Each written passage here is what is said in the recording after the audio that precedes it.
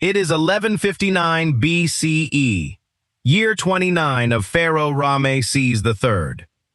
Deep in the jagged limestone cliffs on the west bank of the Nile lies a walled village called Deir el-Medina, known to the ancient Egyptians as Set Ma'at, the place of truth. Inside this village lived the most elite, highly specialized artisans on earth: master sculptors, draughtsmen, painters, stonemasons, and scribes. Their entire existence was dedicated to one top-secret, sacred mission: tunneling hundreds of feet into the mountain to carve and paint the eternal tomb of Pharaoh in the Valley of the Kings. These people were not slaves. They were skilled government employees with union-like protections. They were provided with free walled housing, water delivery boys, personal laundry services, and paid medical leave. If you were bitten by a scorpion or needed to brew beer for a family religious festival, you simply got the day off. And in ancient Egypt, nobody was paid in silver coins or paper dollars. Currency did not exist yet. Instead, you were paid on the 28th day of every month in raw physical wealth: sacks of emmer wheat for bread, barley for brewing thick, nutritious beer, cakes of dried fish, jars of sesame oil, blocks of animal fat, linen for clothing, and cakes of green and black-eye Kohl, which was not just makeup, but medical sunscreen essential for working in blinding desert limestone glare. It was a great system. It had worked smoothly for generations. Except, in year 29 of Ramesses III, something in the imperial machine snapped. On the 28th day of the month, payday arrives. The workers stand outside the administrative office holding their empty woven sacks. The royal scribe looks at them, clears his throat, and says, "Ah, yes, a slight delay with the grain boats. Come back in a few days." A few days pass, then a week, then 2 weeks. By the second month of winter, called Paycheck, the grain rations are 18 full days overdue. The previous month had already been cut short, and now 2 whole months of wages have completely evaporated into thin air. Imagine doing grueling, back-breaking physical labor in a suffocating, pitch-black underground tomb, in 110-degree desert heat, illuminated only by burning linen wicks dipped in salted sesame oil, only to walk home to your family and open an empty pantry. The workers go to the village scribes. The scribes go to the local governor. The governor says, "The royal storehouses in Thebes are momentarily experiencing supply chain difficulties. Trust the gods. Keep working." At this point, the workers realized a brutal truth: patience does not feed hungry children.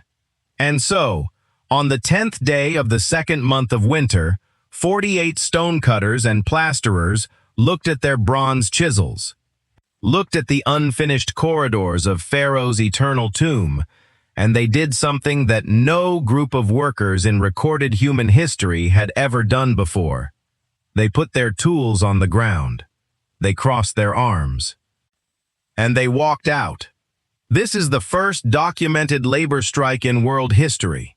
And we know every single chaotic, dramatic, and petty detail because the chief scribe of the tomb, a man named Amennakht, son of Ipui, sat down with his reed pen, unrolled a fine scroll of papyrus, and recorded every single argument verbatim. The workers do not stage a violent uprising. They are smart. They organize a peaceful, highly strategic political march. They march past the 5 military checkpoints surrounding the royal necropolis. The guards try to stop them, shouting, "Halt! Where do you think you are going?" The workers push right past them, shouting back, "We are hungry. 18 days of this month have passed without our grain." They march over the mountain ridge, leaving the isolated desert valley behind, and descend into the lush, monumental temple district of western Thebes. Their destination is the Ankh, the royal mortuary temple of Pharaoh Thutmose III. The workers march straight into the grand stone courtyard, sit down behind the sacred sanctuary, and declare an indefinite sit-in. The temple priests are in absolute, unadulterated panic. In ancient Egyptian theology, common laborers sitting cross-legged on holy temple pavement during sacred daily rituals was an unspeakable religious scandal. The priests run outside, waving their linen robes, whispering, "Please, keep your voices down. You cannot sit here." The gods are sleeping. The workers do not move an inch. By afternoon, the chief of police, a commander of the desert Medjay guards named Thutmose, rushes to the temple with armed officers. Now, in any modern authoritarian regime, armed police would simply disperse the crowd with force. But in ancient Egypt, the police chief had a catastrophic problem. He cannot arrest them. He cannot beat them. He cannot harm a single hair on their heads. Why? Because these 48 men are the only people in the entire Egyptian empire who know the architectural blueprint and secret security traps of Pharaoh's tomb. If the police chief throws the master artisans in prison, who is going to carve the sacred hieroglyphs? If Pharaoh Ramesses III drops dead tomorrow without a finished tomb, his soul cannot join Osiris in the afterlife. Cosmic balance collapses, and the entire universe unravels. In ancient Egypt, an unfinished royal tomb was an existential, state-level catastrophe. The workers knew it, the priests knew it, and the police chief knew it. The artisans had total, unbreakable labor leverage. So, Chief of Police Thutmose tries a different tactic: bribery. He scrambles through the temple kitchens, gathers 50 loaves of freshly baked pastry cakes, and hands them out to the strikers. The workers take the pastries. They eat every single crumb, and then they cross their arms and continue sitting down on the temple floor. A worker steps forward and addresses the trembling officials with words preserved directly on the Turin Papyrus. "We have come to this place through hunger and through thirst. There is no clothing. There is no ointment. There is no fish. And there are no vegetables. Write to Pharaoh, our good lord, and write to the Vizier, our superior, that provisions may be given to us." The officials realize they are dealing with an organized workforce that will not be pacified by 50 cupcakes. Night falls. The workers refuse to return to their village. They sleep directly on the temple grounds, right under the nose of the high priesthood. The next morning, the strike escalates. The workers stand up, pack their belongings, and march to an even larger, more prestigious target: the Ramesseum, the colossal mortuary temple of Ramesses II, the most powerful dynastic monument in Thebes. They march through the towering pylons, past the 60-foot granite colossi, and block the massive double doors leading to the royal grain silos. At this point, the entire administrative infrastructure of Western Thebes ground to a complete, shuddering halt. The royal officials were forced to confront the dark reality behind the strike. Why was the richest empire on earth failing to pay 48 stonecutters? The answer lay in a perfect storm of military crisis, administrative chaos, and rampant political corruption.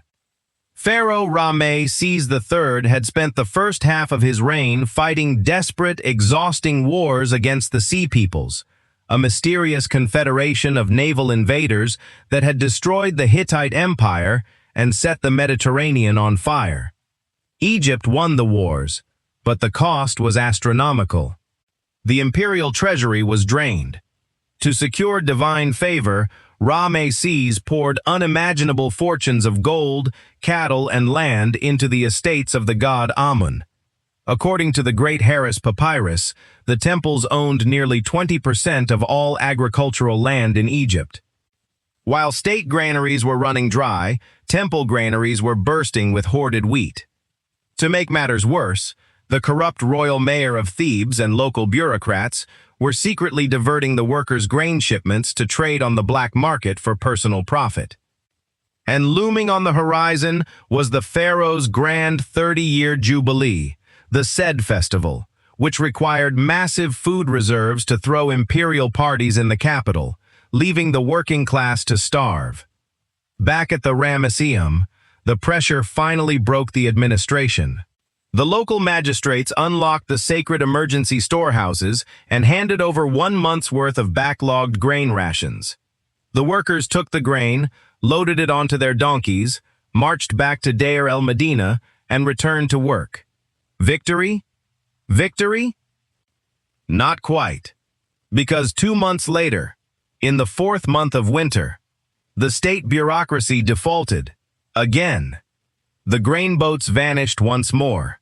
And this time, the workers did not just sit in temple courtyards. They launched a full-scale rolling strike campaign. They marched out on the 13th day. They marched out on the 17th day. They marched out on the 28th day. They surrounded the temple of Medinet Habu, blocking government scribes from entering their offices. When the corrupt mayor of Thebes, a man named Papyrus, tried to intimidate the workers with threats of royal treason, the workers fired back with a threat that made the mayor's blood run cold. They declared, "We shall not return to work. If you do not give us our bread, we will cross the Nile River to the east bank, march directly into the great temple of Karnak, and tell the high priest and Pharaoh himself that you are stealing the grain." The threat of exposing high-level provincial corruption to the central government terrified the local bureaucrats. Finally, the royal vizier of Upper Egypt, Lord Kohl, was forced to intervene personally. Emergency shipments of grain, cakes of salted fish, jars of sweet beer, and fine linen were delivered under armed guard directly to the gates of Deir el-Medina.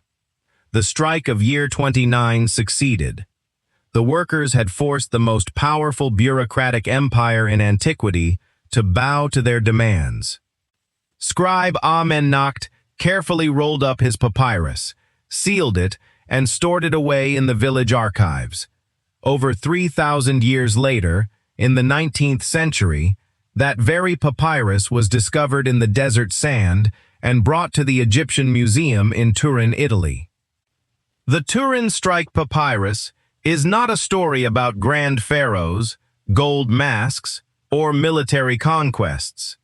It is an intimate, human document about 48 ordinary workers who were pushed to the brink, who recognized the power of their collective labor, and who proved that even in a civilization where the ruler was worshipped as a living god, you cannot build an empire on empty stomachs. The next time you enjoy a weekend, ask for a raise or celebrate a hard-won labor victory. Remember to raise a glass of cold beer to the stonecutters of Deir el-Medina, who laid down their chisels in the desert 3,000 years ago and taught the world how to stand its ground.